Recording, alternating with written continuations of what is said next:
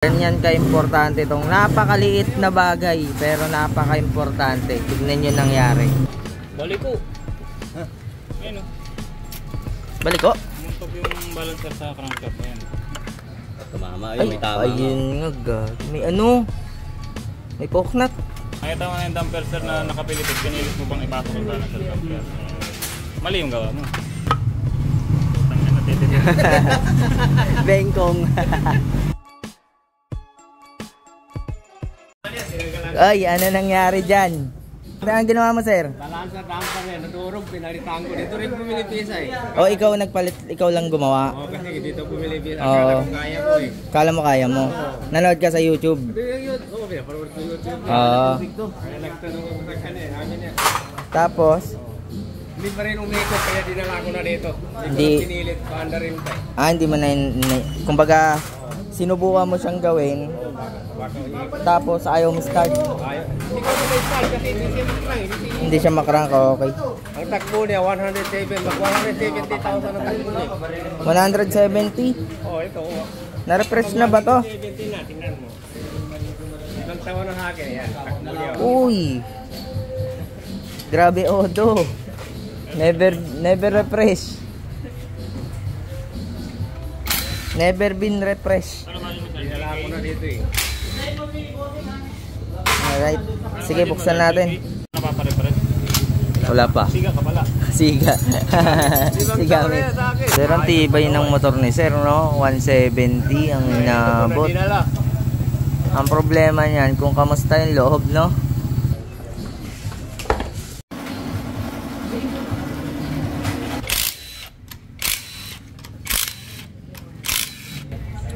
Kukuha ka naman ng gas dyan, ha? Mamaya, may umiyak na naman, ha? Nagpaalam ka. Gusto mo, huwag natin linisin to.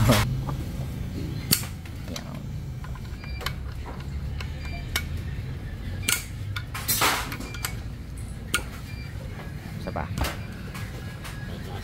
Kasi yan ang haba. Madali nga yan. Madali makatama yan eh. Madali makatama.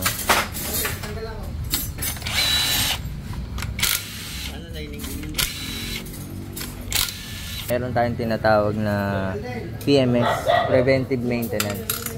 So, sa bawat kilometro, meron tayong basehan ng kilometro kung paano yung maintenance natin. Sa 16K, meron tayong major PMS. Sa 24K, meron tayong PMS ulit na kailangan natin magpalit ng coolant. Yung mga ganun. Ayan, kamusta na, Gar? Oo, ganun mangyayari nun. Sa isip mo pa lang, nababasa ko na. Galing mo pala magbasa, Drin. Barado. Mukhang okay naman. Mukha lang. Ano yan? Kamusta, Gar? Good? Baliko. Ayun o. Baliko? Muntog yung balancer sa crankshaft. Ayan. Tumama yun, may tama. Ayun nga, may ano? May poknat. Nabatukan. Ano? Gap pa sir. Bibiyakin to, sir. Talaga yan, binabangon eh. Ang galing mo, Dale. Alam mo agad yung pupuntahan. Kaya binabay. Naano mo na, no? Nabis na nga. Bagay sa daming yung isa pa yung DIY ng nakaraan din, na balancer din on tog. Pero kung naagapan mo yun, sir, yung bago pa lang na maintenance mo, balancer damper nung nasira na, no? Oo. Tsaka lang pinalitan. Tignan natin yung pagkakabalot to. Oo nga, nawala sa align. Ito, tignan yung gitna na to. Tsaka dito. Paano hindi nabasag yung crankshaft? Nababasag kasi yung crankshaft dito sa bandang side. Pero lesson learned yan, sir, yung pag-maintenance. Meron na akong kilala, sir, 20-20 araw-araw bumabiyahe. 20-20 siya nagtatabi. Hindi lang pang maintenance na iipon niya, pati pang accessories, ang pogi ng motor. So, aga na ito, benamano ni Dave. Biyak. Nakita nyo naman, dami natin gawa. Dito na tayo sa balancer side. Okay, dito tayo sa balancer side kung saan yung naging problema. Pinanggalingan ng problema.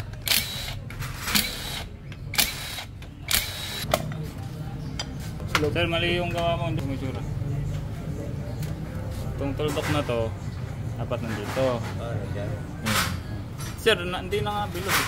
Hindi mo na nga makikita ang bilog yan, naka-oblong siya. Paglagay ko kasi Pinilit mo pa iniikot ko dito. Oo. Iniikot ko. Nakita mo yung damper, oh. Pilipit, no? Nakita mo na yung damper sir na nakapilipit, pinilit mo pang ipasok yung balancer damper. Mali yung gawa mo. Grabe, no? Good. Good. Panis, 170. Good yung ano. Lining, oh. Galing na magmotor, no? 170. May mga marunong na. Oh. Dati ka ba nagta-tricycle, sir? Dati ka nagta-tricycle? Oo. Oh, di ba? Galing ka manghula. Oh, yan na pala. Ayan na. Ito yung sira, oh. Parang edits na lumambot. Pwede yan, bakit hindi? Tingnan niya. Ayan. Ito yung namarka. Ayun. Nauntog. Once na umuntog to sa balancer, na to. Reject na yan, no? Ayan, oh. Meron na din tamo. Sabay na natin. Ito ngayon ipapakita ko sa'yo. Alin? Ito. Yan. Ayun, kitang-kita na. Kitang-kita na yung muka. Ayun ka. Saan ba nakalagay yung balancer dyan? Dito kasi yung balancer bearing. Oo. Balancer bearing. Ito nakalagay yan. Putang yan natitipid. Bengkong. Pagka ito kasi bengkong na, pipersahin niya yung bearing eh.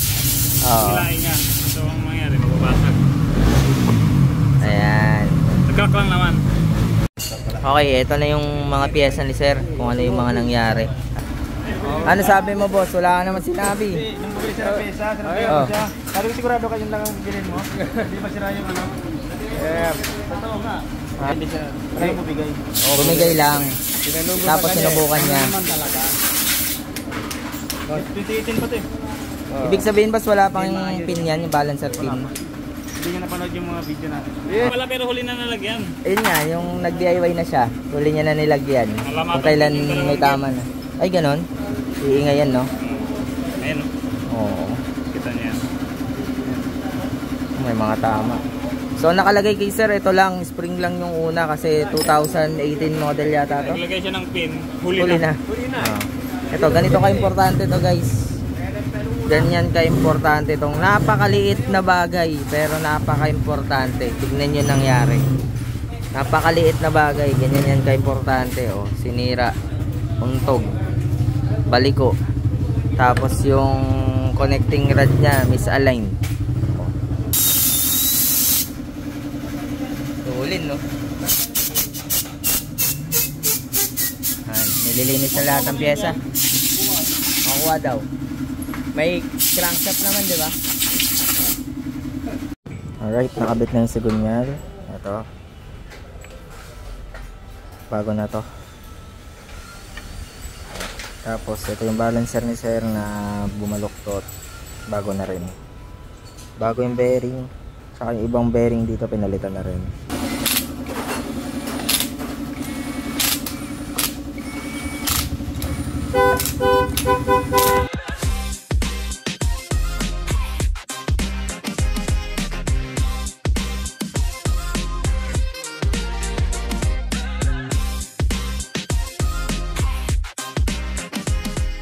Tapos ito nag-metal epoxy. Nag-metal epoxy tayo dito, guys. Yan. So kung nakikita nyo kanina basag yan, 'di ba? Kumbaga may crack. Pero kaya pa naman ng metal epoxy. Okay na to. Okay na yan. Oo, yung Mamaya yung bearing kasi yung iniwasan natin. Mahuhulog na kasi dito yung bearing kung sakali matanggal na ng thread.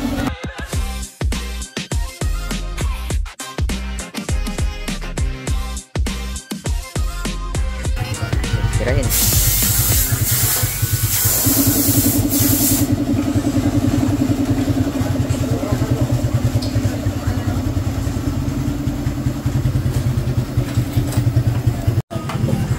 Sino nag-adjust ito? Masyadong mahigpit yung kadena. Sinasalpak na natin yung makina. Labor na lang. At ayan, ito kaganapan sa shop. Medyo marami pang gawa. Malalaki na ito. Alright. Alright, umaandar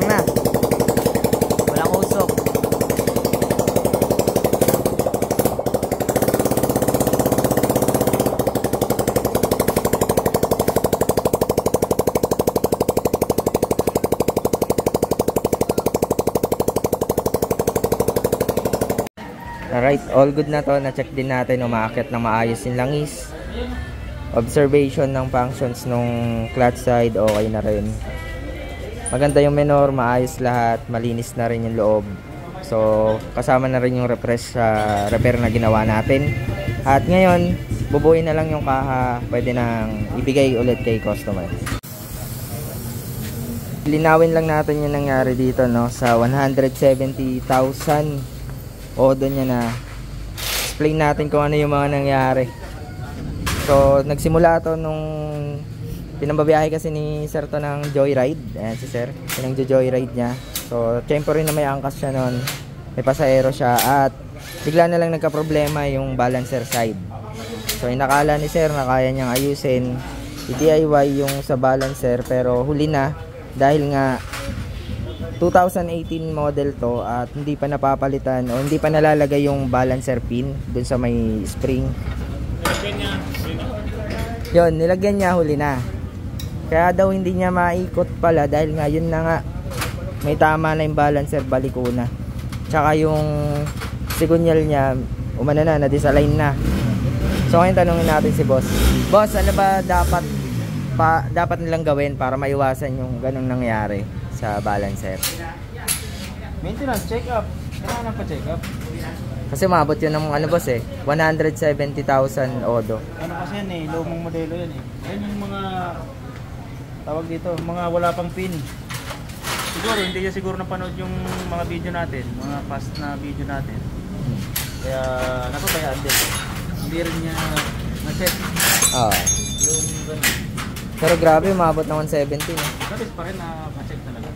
Ma-check talaga. Tuwing ilang odo ba advice? Maganda, every 30,000 ma-check yung balancer sa mga wala pang balancer pin. Yung balancer pin, every 30,000 ma-check. Hindi lang hindi lang dapat i-check. Ganito din, may balancer system. Ito rin, yung Gixxer, GSX, yan. Kailangan din ma-check. So yun, salamat ng marami. Boss Joven ng 2 page yung resibo ni Sir. So umabot ng 16,615. And ayan, diniscount na rin ni boss ng 615. Tinanggal na yung butal. So pakita natin dito kung ano yung mga ginawa, no? Connecting rod kit. Ayan, kayo nang bahala, i-bash nyo kung gusto nyo. Hindi, joke lang. Tapos ito, ayan, ang naging pagkukulang lang naman ni Sir sa motor niya is kinulang siya ng maintenance, no?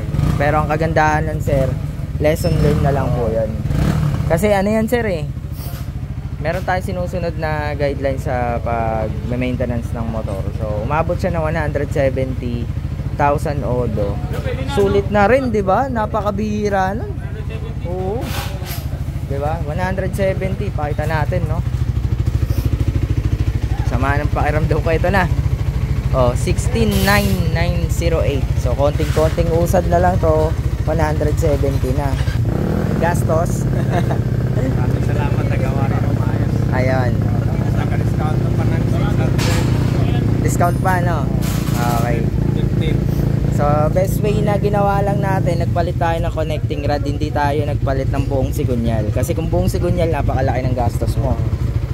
So yun. Okay na to Sir, maraming salamat. Ingat po palagi. Uy, may free pa nga t-shirt galing kay Boss Joven. Ayan.